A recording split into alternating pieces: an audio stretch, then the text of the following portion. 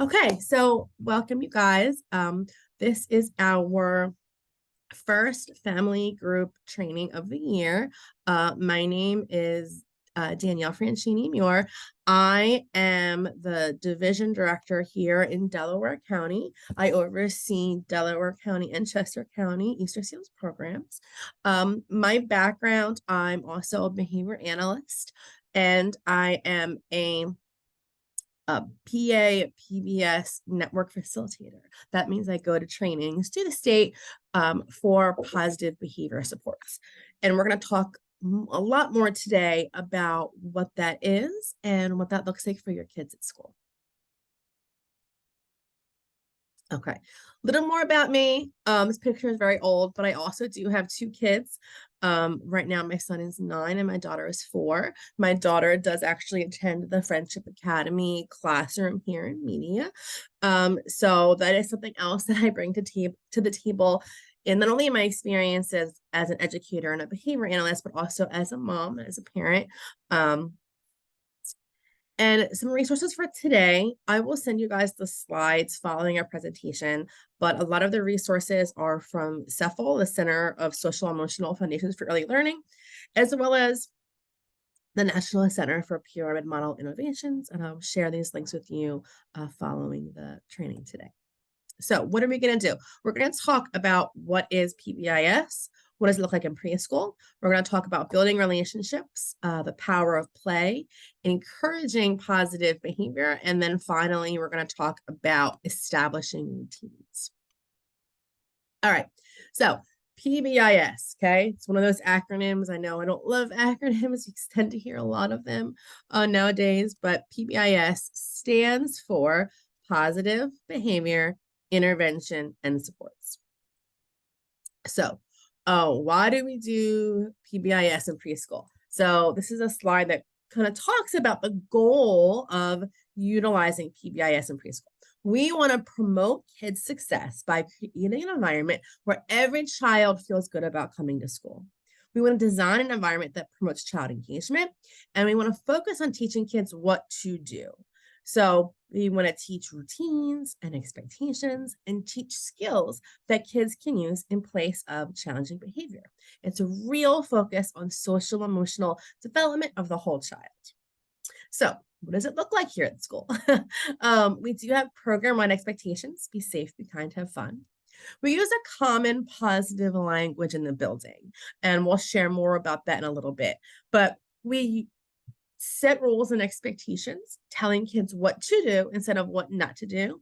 And we use the common phrases across environments. So across classrooms and in the outside, the playground, in the motor room, if your child has therapy sessions, the same language is going to be used in the building. Some examples include walking feet, right? So instead of saying don't run, we'd say, oh, use your walking feet in the hallway. Quiet voice, hands to yourself, right?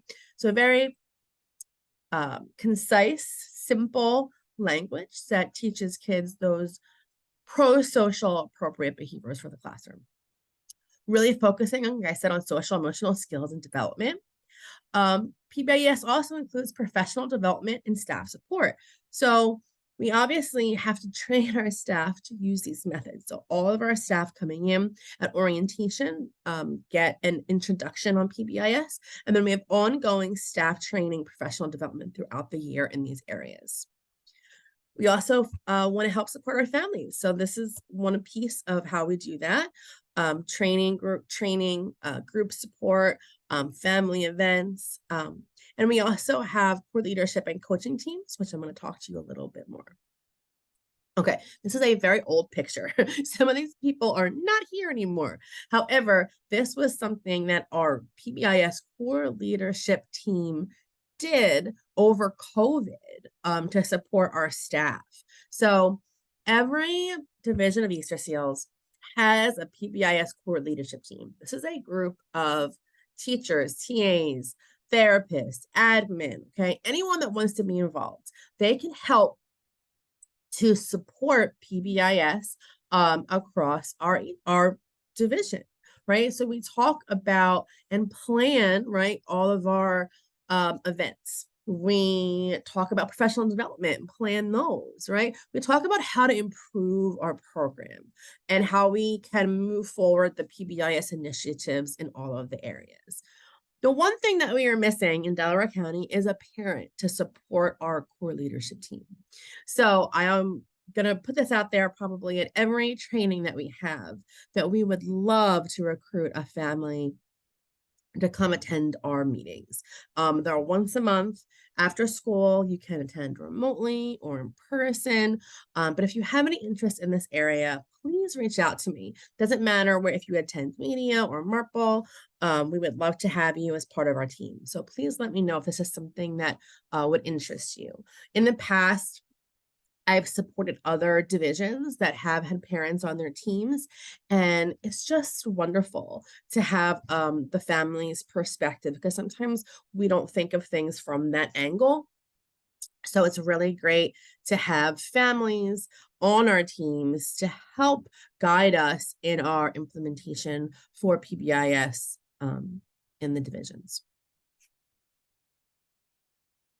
Okay, so we're going to talk about building relationships and how that can impact a child positively and help them to engage in more positive, appropriate behavior. So this is a quote that I love. Every child needs one person who is crazy about them.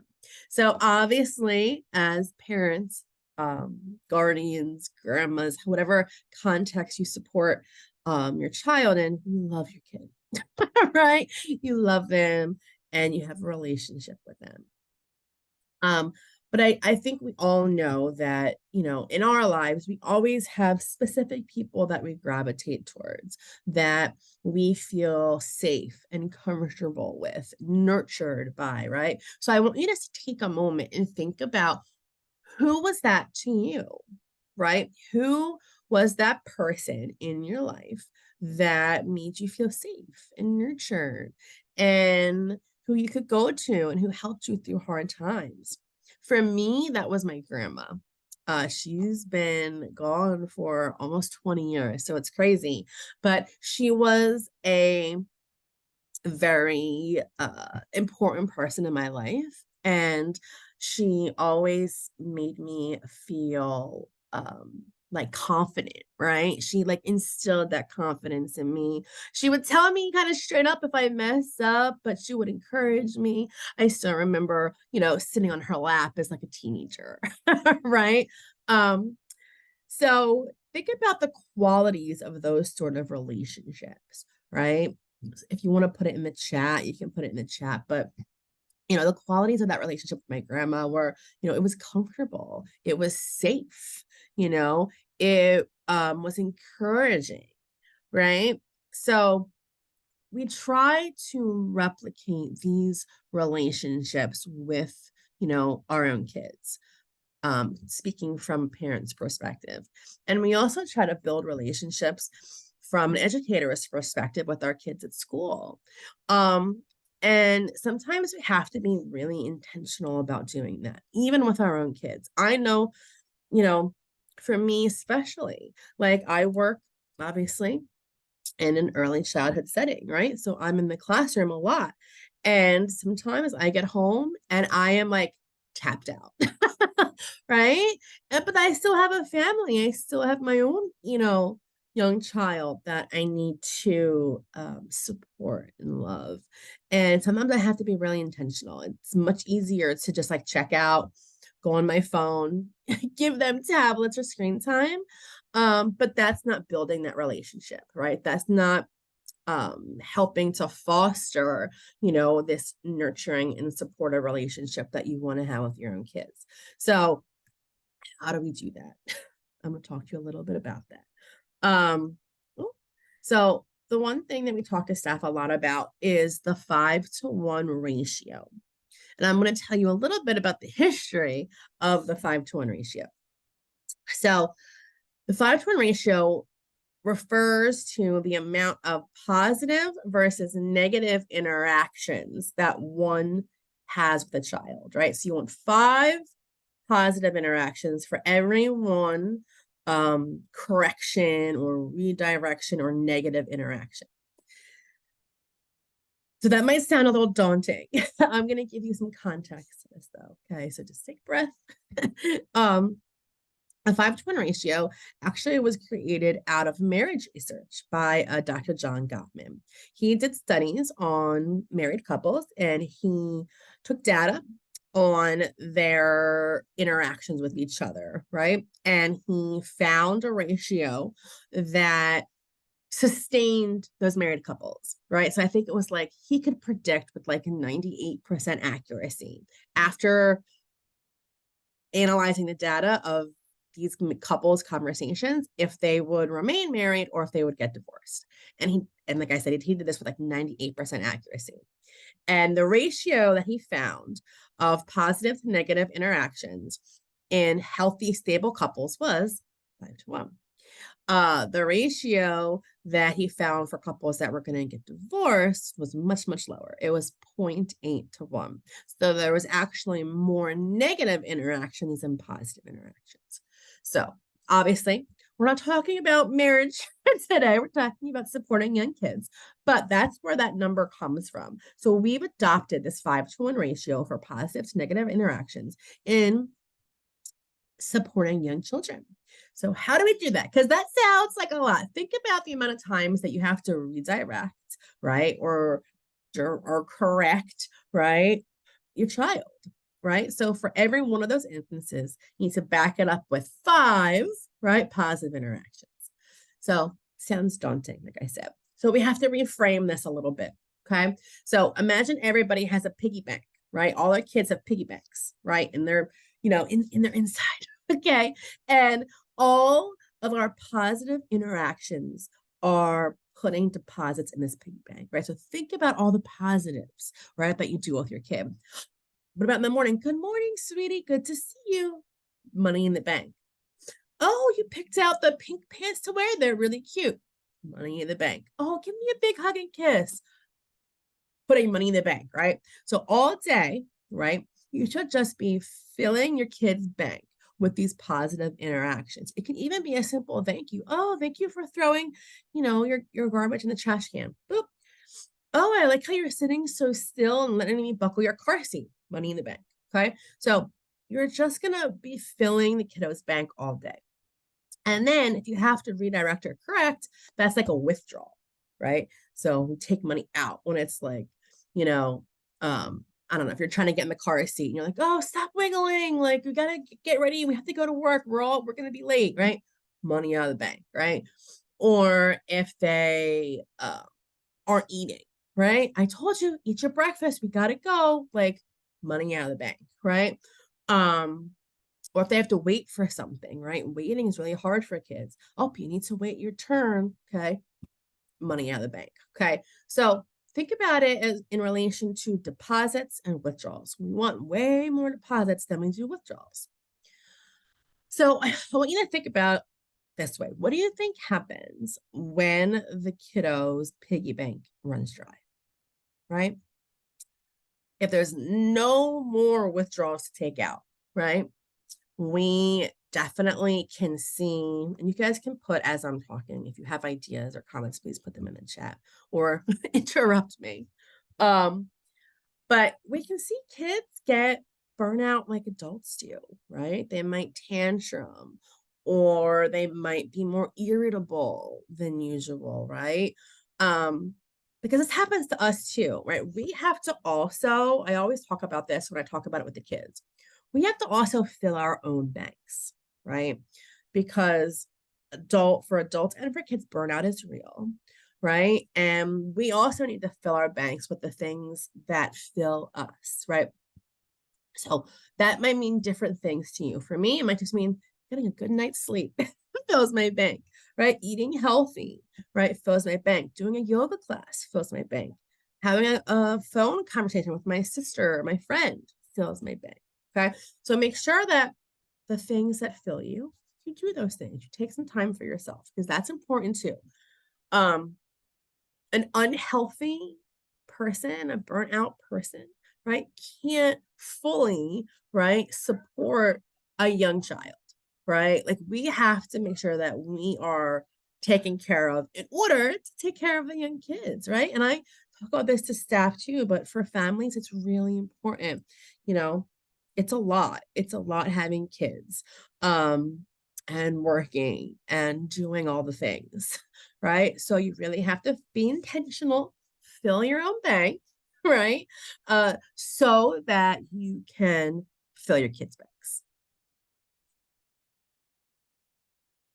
All right. So these are just some sample ways to give kids encouragement, right? Ways that we can find to fill their bags, right? Like I said, it could be a simple thank you. It could just be like, wow, you solved that problem. You were able to, you know, find the matching sock this morning. Or just saying, oh, it's so much fun to play with you. You are so good at turn taking. Um, Oh, you are so kind. Thank you for sharing your Lego with me. Or thank you for being quiet when your sister was taking her nap. You know, so those are just some examples that we can use to fill our kids' banks. And guess what, guys? It might be as simple as just spending time with your kids. That's gonna fill their banks. I can tell you some stories of lessons I've learned as a parent, especially with my son. Um, I'll tell you one really quick, but I, I'm a full-time working mom. And a lot of the times coming home during the weekday evenings is hard, right? I come home, I want to cook dinner, get everything ready, and when my son was really small, that's what we would do, right? I'd pick him up from preschool. He'd come home with me. My husband would work at night. We'd cook dinner and he'd like have these massive tantrums. And I'm like, what in the world is going on? And me, as a professional in the field, I was like, what's happening? And what I realized is he just needed my attention. He didn't see mommy all day. Then we got home and I kind of left him to do whatever he wanted to, and he wanted me, right? So we got in new routines of like, okay, I'm going to come home. I'm going to spend 5 or 10 minutes with him, right? Just playing dinosaurs or Legos or whatever he wanted to play. And then we would go, I would go cook dinner and I wanted to see if he wanted to come with me.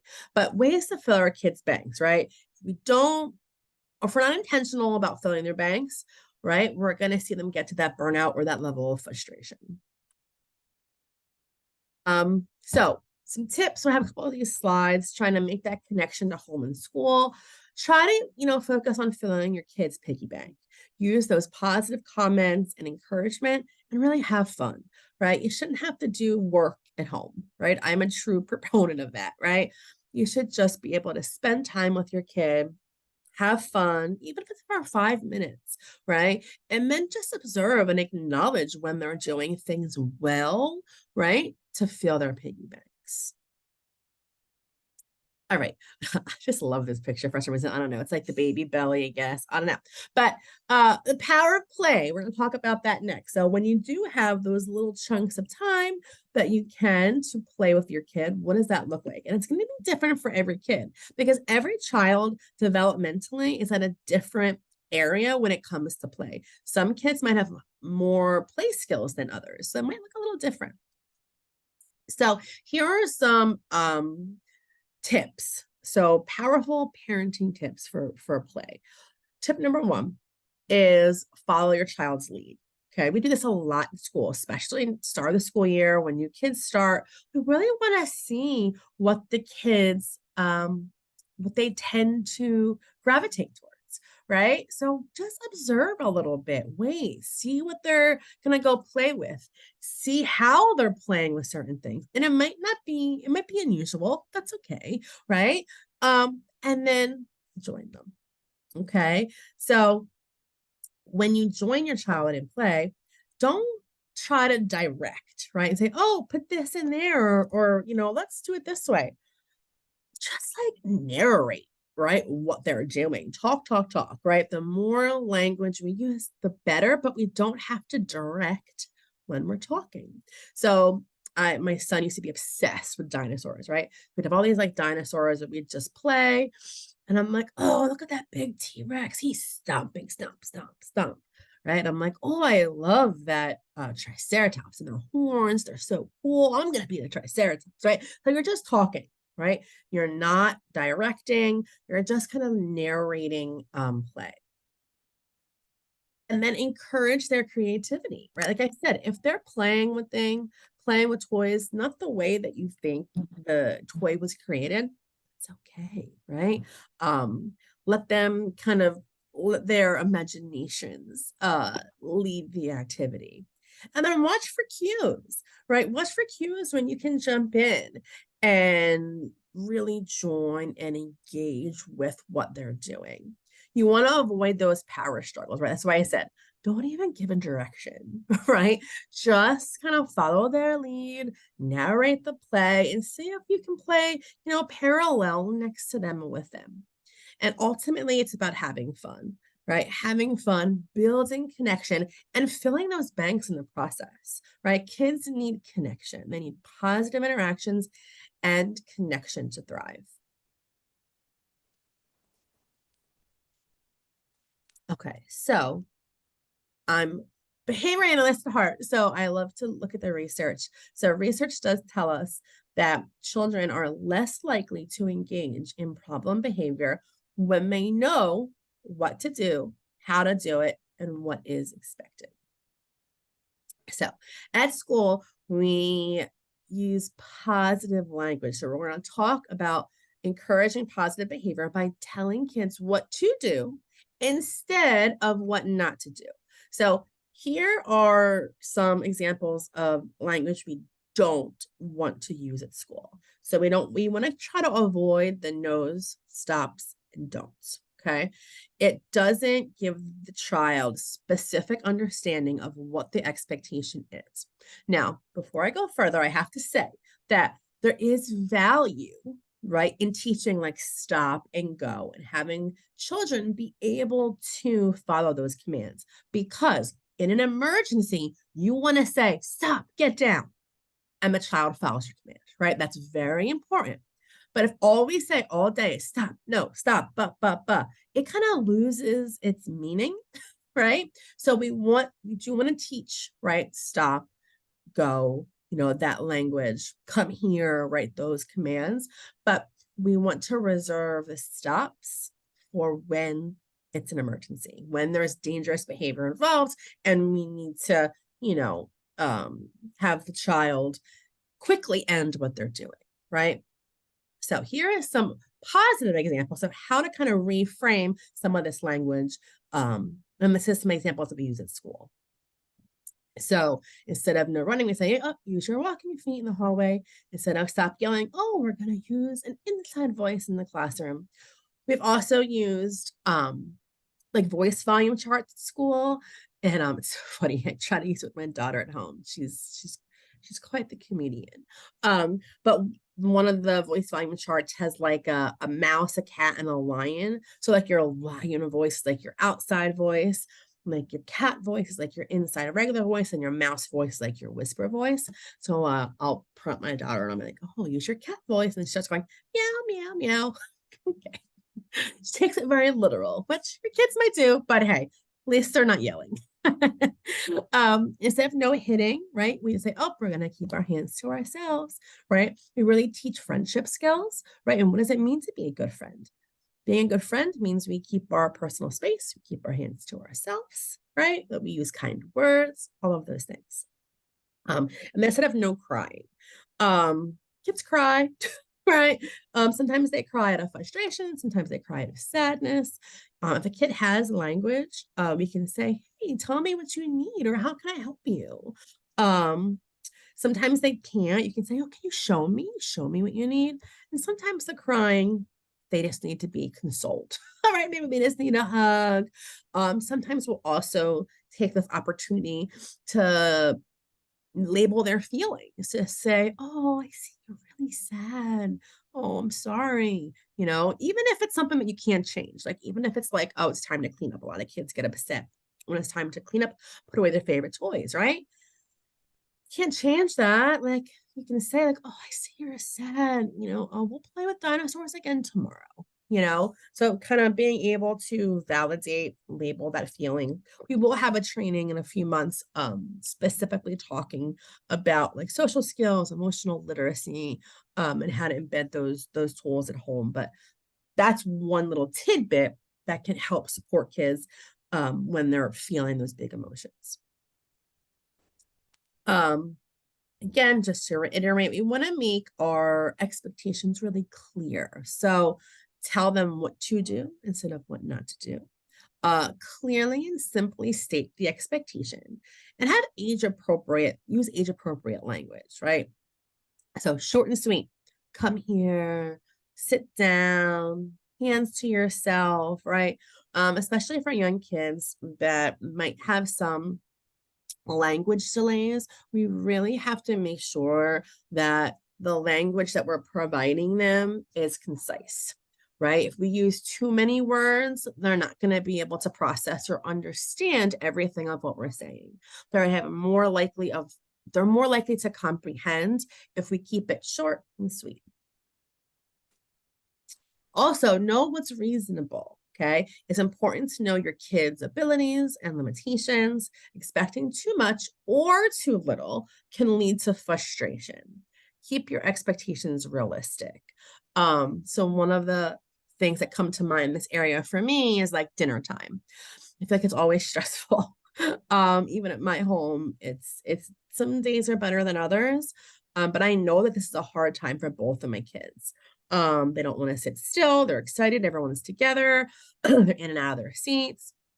Right. But I have to have some like minimum expectation, right? Like we're going to sit for 5 minutes. We're going to say a prayer before we eat. We're all going to eat dinner together. And then when you're finished, you can leave the table, right? Like it's got to just be reasonable and it's going to look different for every family and every child.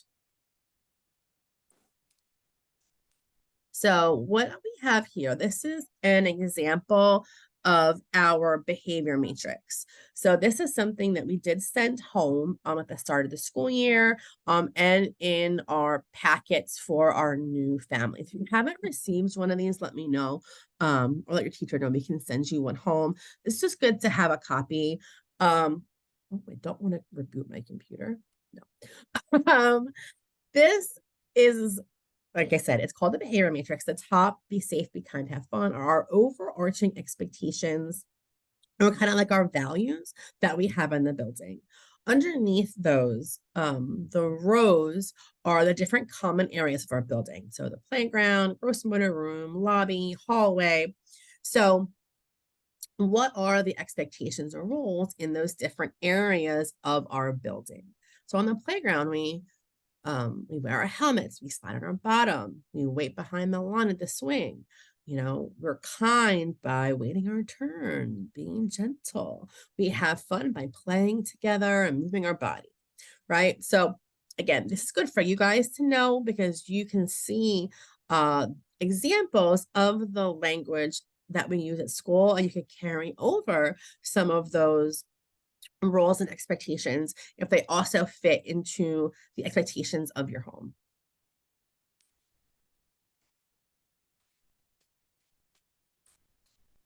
All right, so here's an example of like translating rules for at home. So you at school we use pictures for almost everything.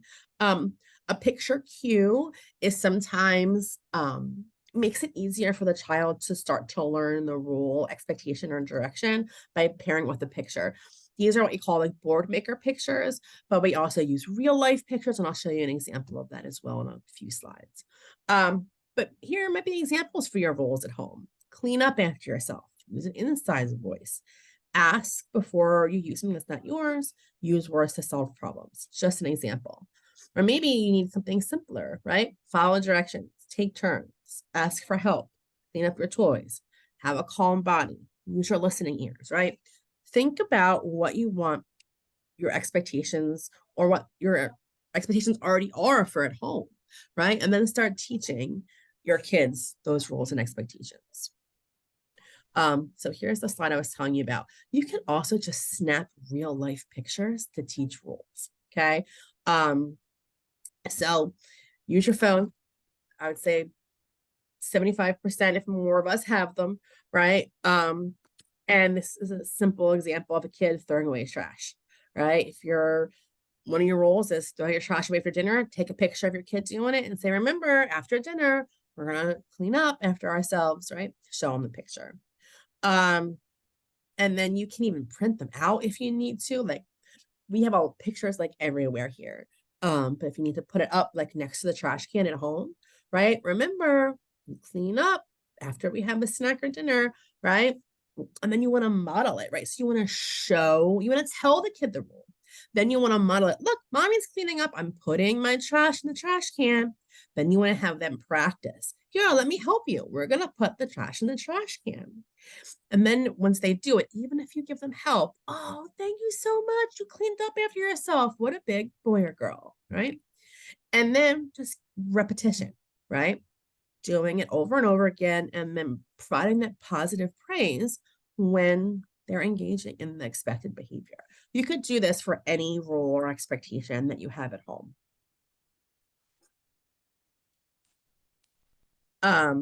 So yeah, it's the teaching part. It's what we just talked about, right? Sometimes kids aren't going to just automatically know what the rules and expectations are. We just talked about showing them, right? So modeling it, showing them through a picture, talking about what the rule is, practicing the rule and expectation with them, helping them, providing that support and guidance, and then giving them that positive praise. You got it. Great job, right? Following up with the reinforcement when they're engaging in those the expectations that you have at home.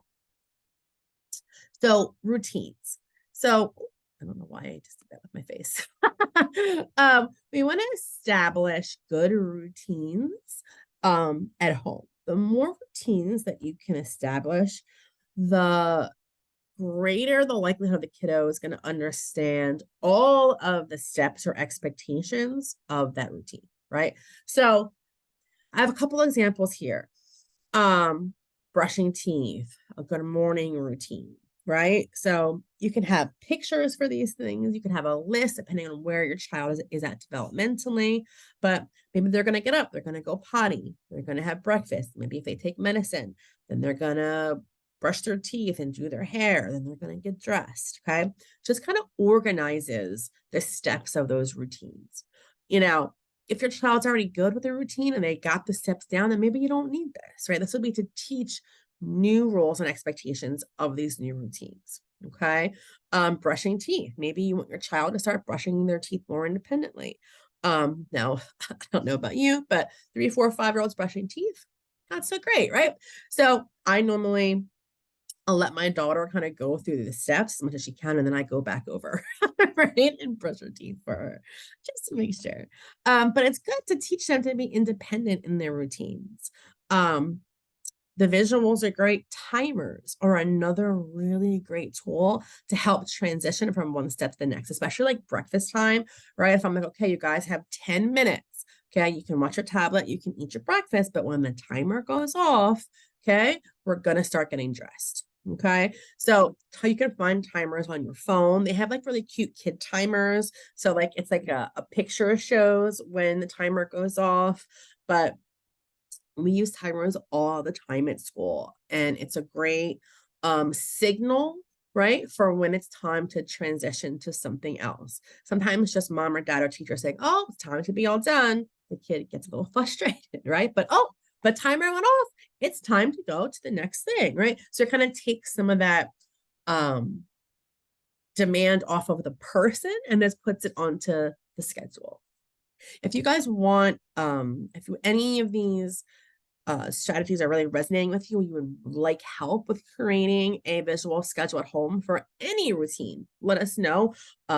We would be glad to help you with that.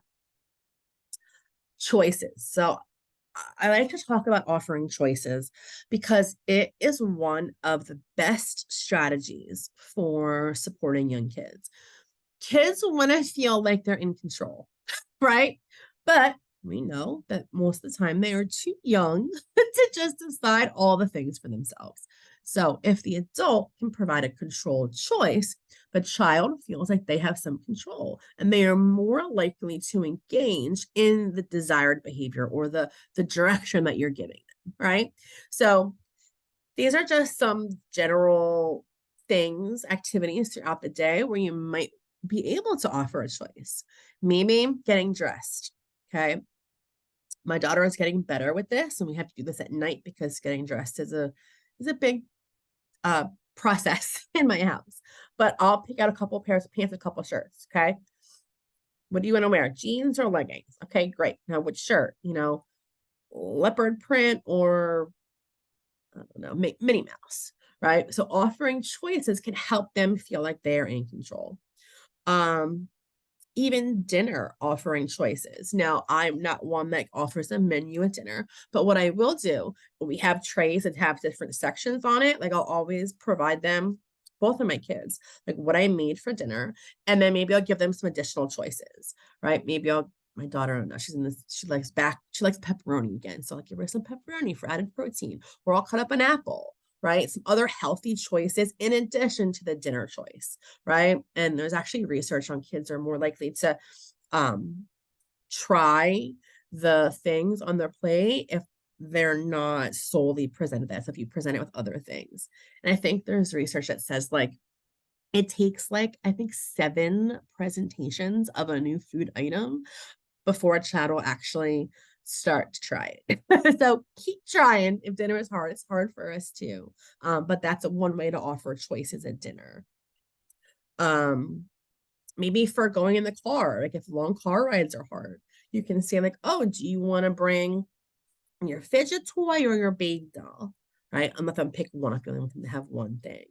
Um, Going to bed. It's another challenging time in our house, but then pick a blanket. I do it every night. Do you want to, sleep with your pink baby blanket or your comforter? Right? Giving them choices. So you get the drift. I'm not going to go through all of these, but if you can offer a choice that is reasonable, right? Then try it. It's like food things I don't get crazy with. But if you have options of a potato and you want to offer them options, do it. We talked about the shirts, or even like at school for sitting. Sometimes kids don't want to sit, right? So for a circle, we'll say, hey, do you want to sit in the rocking chair or the cube chair? Like 2 different types of chairs that we have. So you can do that at home. You can sit on the couch with mommy and daddy, or you can sit in the beanbag chair, right? If you want to have them do toys, and you don't want them taking everything out, say, oh, do you want to do Legos or puzzles, right? And have them pick one. We use a lot of what we call first then statements at school as well. So there's research to back this as well. If you provide a first then statement and you give a direction of something that's maybe not super preferred and then follow it with something the kid really likes, they are more likely to do the first direction. So here's an example. First, put on your shoes, then we can go outside. If the kid really wants to go outside, right, they're going to put on the shoes. Here are some other examples. First, we're going to clean up your toys, then you can have a snack. Or first, we're going to get dressed, then we can go play outside, right? So letting them know this is what we have to do right now, but if you do this thing, get this really fun thing that you like afterwards. We also use boards for this at school. They're called first then boards, surprising. But we have pictures that we use like Velcro to put like for the first. And then here's just an example. If the kid really likes the ball bounce, they don't really like the number game. First, we're going to play number game. Then you can play the ball bounce, right? Do the thing you don't really love first, and then you get the super fun thing. So we talked about this a little bit already, but we want to make sure that when your child is engaging in appropriate, good behavior, that we're acknowledging that, right? So if you're across the room and you see your kid, playing nicely, give them that feedback. Oh, wow, I see you. You're being so careful. You're keeping all of those pieces on the table. Wonderful, right? Be specific. Tell them what they are doing well. So I love this picture. How can we do it all? You can't. That's the answer. Pick one thing. Okay, pick one thing you want to try. Um, and I added this little diagram here because I like the three parts of this, like stay calm, connect, and reflect. Because guess what? We are human as well, and parents, guardians, family members that are raising young kids, we can get frustrated, right? But like I said earlier, if we're frustrated, our banks are empty, we are not going to be successful with helping our kids to get back on the right track. So what do? Take some deep breaths. Okay. Seriously, deep breathing can reset some of your nervous system, right? If we're getting really upset and we're getting triggered, we aren't going to be able to use all these strategies, right? We're going to just kind of revert to getting upset, yelling, no, stop, don't, right? So we have to kind of stay calm, regulate ourselves to help our kids. Maybe do a positive affirmation like, I have patience, right? If you tell yourself it enough, it will become true. So take some deep breaths, maybe repeat an affirmation, connect, label your kids' feelings. Even in the moment they're kicking and screaming, oh, I see you're really mad right now. Do you want a hug? Do you need mommy to hold your hand? Um, See if, you find an opportunity to give them some positive reinforcement. So are they getting, as soon as they're getting it back on track? Oh, I like how you're, starting to play with your toys. Good job, and then maybe you're gonna reflect, and most of the time, like if there's a situation where you get upset or your kid gets upset, the reflection is the important part, right? Like if that happened again, like what would I do differently? Did something like trigger my kid, right? Can I switch up my schedule or give them a warning of like the transition? What was their behavior communicating in that moment? What were they feeling? Right? So kind of reflect on that. And remember, your kids are awesome, right? All of our kids are. So try not to take it personally, right? And then again, count to 10, take some deep breaths. Because parenting is hard, period, right? So if we can stay calm, connect, and reflect on our kids' behavior, we can ultimately try to use these positive strategies more often. And that'll only help our kids to be more successful. So again, pick one thing at a time. If something resonated with you, you want to maybe just start filling your kids' bank more. Maybe you want to establish a nighttime routine or a morning routine and pull some pictures in. Pick one thing, right? That you could try that can maybe help in an area that is challenging for you at home. Here are the resources again. I will send everyone the link to the recording of this training and also the slides so you can have the resources. I have some links to first in boards, visible schedules. If you want to print them out at home, you can do that as well. All right, I'm going to stop the recording.